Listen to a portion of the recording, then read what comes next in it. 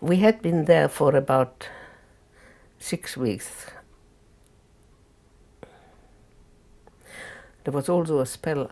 One morning I woke up and I couldn't move my left hip. It's the thing that stayed with me. And we didn't quite know what to do. So the four of the thing put me into a blanket and asked the couple, and the couple says, take her to the hospital. Well, the hospital usually meant only one way out, but I couldn't stand. There was no way I could have stood at rappel. And as they were carrying me, one of the guards pulled to open the blanket and said, right, just take her to the hospital. And they took me to the hospital. The doctor there was Czech. And she says, well, basically, this is, we don't know what it is, but time will probably cure it. But the question is trying to get time for you. So they put me into the middle between patients who are suffering from meningitis. He says, you may catch it, you may, but it's the only chance you have of having a couple of days of rest. Well, while there, they selected me for some X-ray experiments. They took me away to be X-rayed because I think they were testing what dosages people could take. And they brought me back. And the doctor says, he says, well, you've been taken once, your life is now in danger because they will ask for you again. You have to get, somehow or other, have to get back to your barracks. So I could by now walk to a certain extent.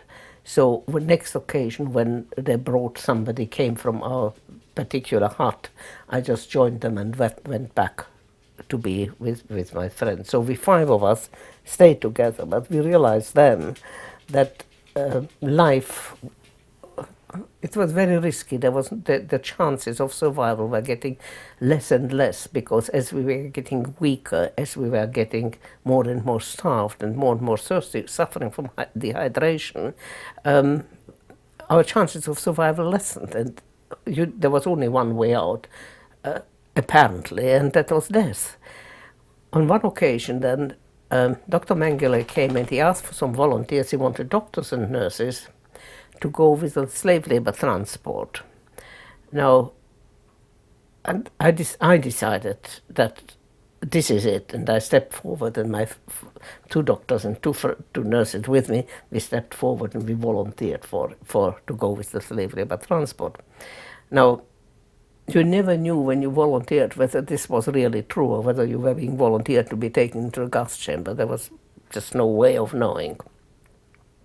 As it was on this occasion, yes, we went with about 500 women. We were marched out into another part of the camp where we were again showered, but this time we were given some not only reasonable clothes, but we were given underwear, which we hadn't had before, and we got two pairs of knickers, two vests, a nightie, a dress, and a greatcoat. And they made certain that the shoes we wear were good, because I was actually in a pair of high-heel sandals until then, so we got a pair of shoes that were shoes that fitted us. And we also got something like gruel to eat, which was we thought that, well, we have made it. We were bedded down overnight when a girl, one of a pair of twins who I knew in Székesfehérvár, came crawling up to me and said that they were being experimented on. They had to put their own parents into the gas chamber.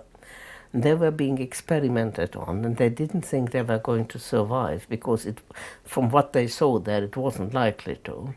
And they made me promise that if I survived, because they said I had a good chance of surviving, I would tell the story of what was happening there.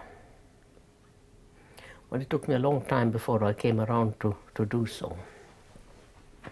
The next day we were put on a train, again a goods train, wagon train, but not quite as crowded, and over a period of took about 3 days before we arrived in the Ruhr at an almond factory, where, because my German is perfect, it's native German, and also I speak Hochdeutsch, which is the way the aristocracy speaks, I was put in charge of the hospital unit, which in German they call a Revier.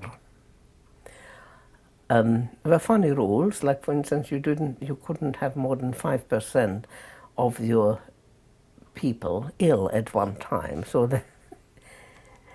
And they had to have a temperature of at least 38 before they were allowed to be admitted into the hospital. Well, people very soon found out that hot water is a very easy way of raising the temperature. And we also found out that occasionally we had fewer people who were ill, and it gave us a chance to get some of the people who were very tired to have a day's rest, because they were working 12-hour shifts, either days or night shifts, and alternating weeks, every week between day shifts and night shifts. They were making machine gun bullets, Panzerfaust, which is anti-tank weapons, and various other things. And some of the women who had been in watchmakers and finds were put into the laboratories where they did fine work. This was beginning of August 1944. At the end of September, there were 500 women with us. Another transport came from Auschwitz of 250 women. The original 500 were all Hungarian. The 250 were a mixture of, we have Dutch, Belgian, French, all sorts of different nationalities. What they also brought with them was typhoid. Now, fortunately, as a child, I had typhoid, so I had immunity, and one of our doctors was elderly.